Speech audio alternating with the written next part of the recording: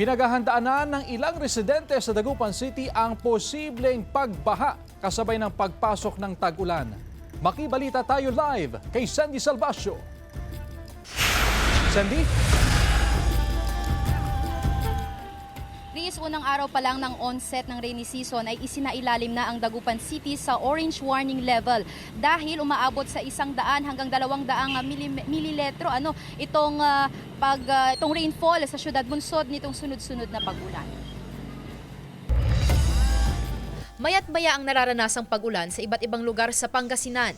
Sa Dagupan City, pinaghahandaan na ng ilang residente ang posibleng pagbaha lalo na ang mga nakatira sa low-lying areas. Sanay na raw ang ilan pero kailangan pa rin ng iba yung paghahanda at pag-iingat. Pagsuot ng buta para hindi maano sa ng tag, yung daga, alam nyo naman maano dito sa tubig doon sa diyan sa tanggal yung ilog.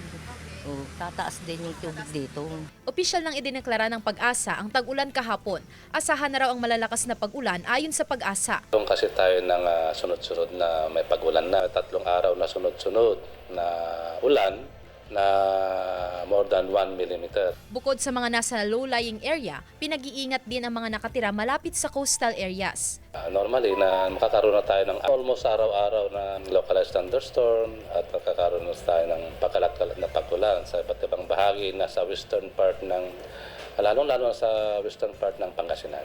Nakantabay ang Emergency Operations Center sa anumang sitwasyon ngayong tag-ulan. Katunayan, bago pa po ang onset ng habagat ay nagsagawa na po tayo ng mga preparedness measures gaya po ng pag-convene sa ating PDRRM Council members and response clusters para po sa paghahanda ng bawat ahensya.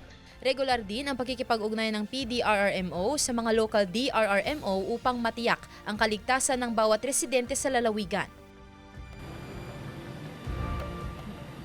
Chris, kaninang tanghali ay naranasan itong peak ng high tide na ayon sa PARMC ay umabot ng mahigit 1 metro. Ang taas na nagdulot nga ng pagbaha sa ilang mga barangay dito sa syudad. Ngayon man, sa mga oras na ito ay bahagyan ng humupa ang pagbaha. At dahil nalalapit ng pasukan, paalala ng otoridad sa mga estudyante at mga residente na maging handa sa banta ng tag-ulan. Chris? Maraming salamat, Sandy Salvacio.